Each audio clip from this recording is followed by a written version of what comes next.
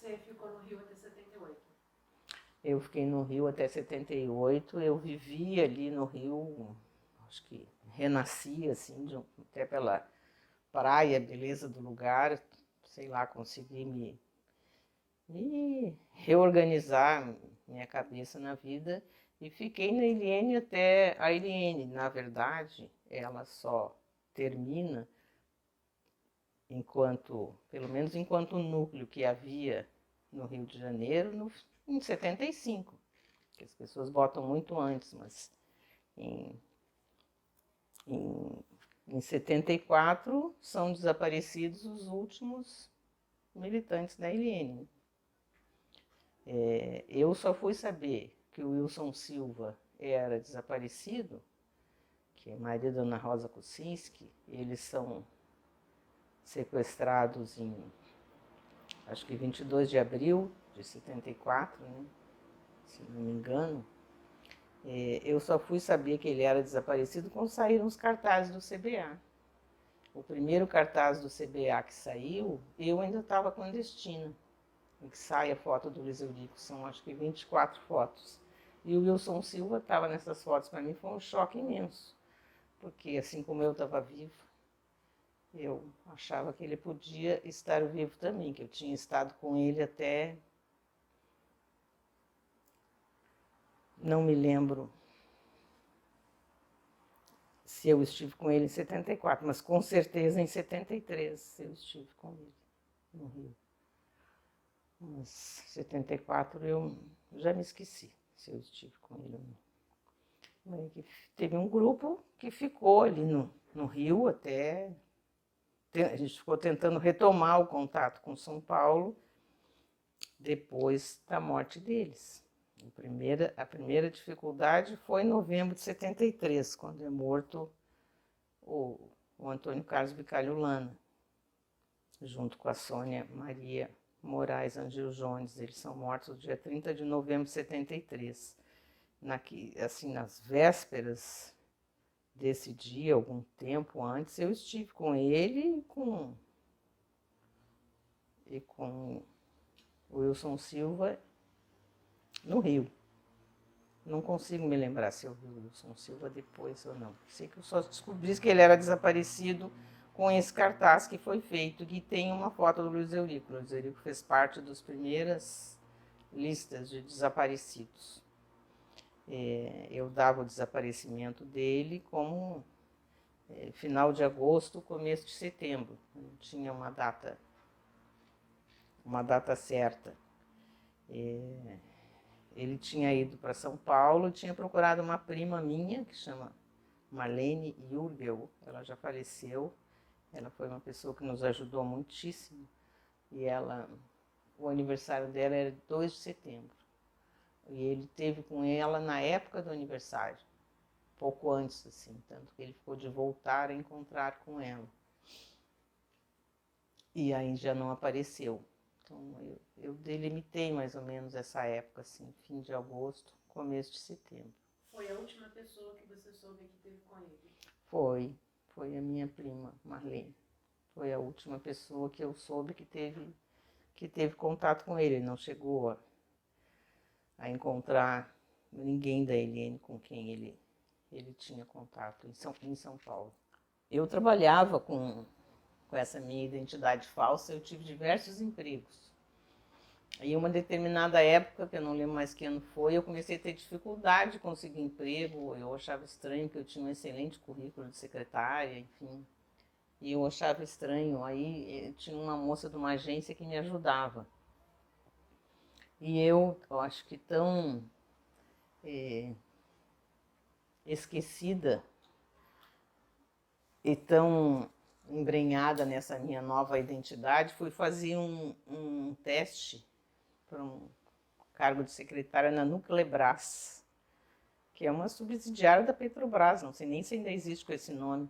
Metida eu, né, fazer isso com uma identidade falsa, não sei se foi a partir daí ou não, que aí essa moça dessa agência me disse que eu tinha sido admitida, mas que ela foi procurada por homens que disseram que eu era uma assaltante. E ela achou aquilo muito estranho, me chamou dizendo que devia ter havido algum engano. E eu falei, claro, com certeza foi engano, enfim, mas não insisti mais com ela, nem nunca mais voltei na agência. E não larguei a minha identidade essa, mas aí fiquei com uma coisa assim, tipo, nos localizaram, né? A mim a esse pequeno grupo que ainda sobrevivia ali no Rio de Janeiro com identidade falsa, assim, eu me sentia que nem aquele japonês da Segunda Guerra. A guerra acabou, mas a gente estava lá, né? Esperando para ver o que ia acontecer. Então nós éramos um grupinho pequeno ali de meia dúzia de pessoas. Alguns tinham condenação em processos, então não foram abrangidos pela lei da anistia ou não. E a gente continuou ali. Eu acabei resolvendo voltar para Porto Alegre, achando que eu ia ser presa, claro, mas não fui. E quando eu voltei, eu me integrei ao Comitê Brasileiro pela Anistia que existia aqui, que era coordenado pela Raquel Cunha, que mora em São Paulo. Eram diversas irmãs, as irmãs Cunha.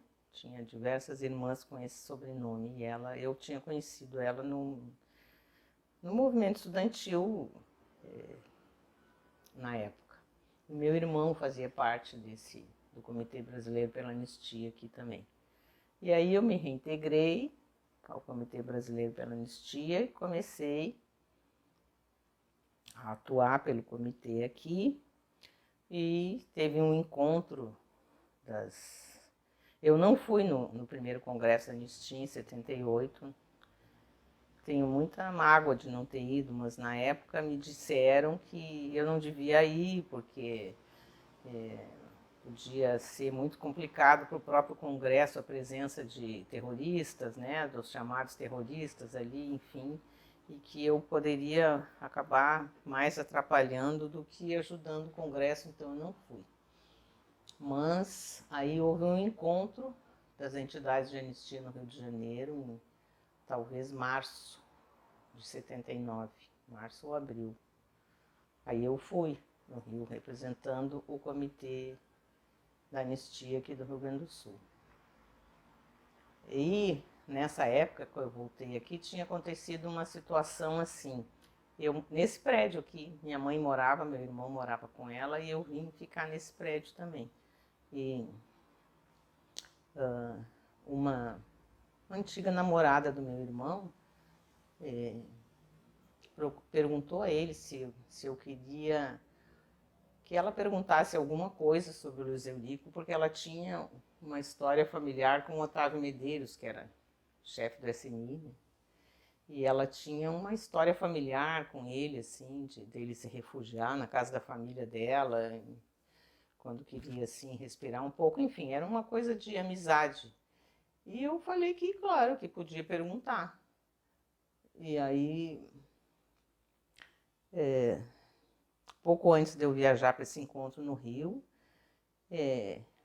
ela me procurou dizendo que ele falou que ele ia dar alguma informação, mas que tinha duas coisas. Ou ele ia dizer, não sabemos, ou se ele me dissesse alguma coisa, seria para minha certeza íntima. Eu não podia fazer divulgação disso. Eu falei, tudo bem, né? Achei que não ia dar em nada. E pouco antes de eu viajar para o Rio, ela me disse que o Luiz Eurico estava em Montevidéu, casado, com 3 filhos, sei lá quantos filhos, que ele vivia lá. E eu fiquei em estado de choque com aquilo. E disse a ela que me desse o endereço, porque eu publicamente ia retirar o Ico da lista dos desaparecidos. Aquilo seria, para nós do movimento dos familiares, um grande golpe, né? Porque a repressão dizia, os desaparecidos estão vivos, largaram vocês, né? E ligavam aqui para casa da minha mãe, algumas vezes. Teve uma vez que ligaram e a gente tinha um apelido assim, que chamava Quenhos e Zenhos. E depois eu ria muito quando me dei conta que na minha casa com ele tinha uma coisa escrita assim na minha cama, o Kenhos é meu, uma coisa assim escrita que aí alguém que viu aquilo resolveu usar esse Kenhos e ligar para mim e dizer: oi, aqui é o Kenhos. Eu atendi o telefone. Nossa, eu fiquei... Então, eu não sei dizer daquela voz, era uma voz longe, eu dizia que a ligação estava ruim, que estava abafada. Eu ligo depois, aí ligou no outro dia, o que queria? Dinheiro. Aí eu já vi que não era. Aí eu já comecei a fazer umas perguntas, já vi que não era, mas aquela coisa do sobressalto, né? Aí vem essa mulher e me diz isso, eu viajei para esse encontro arrasada.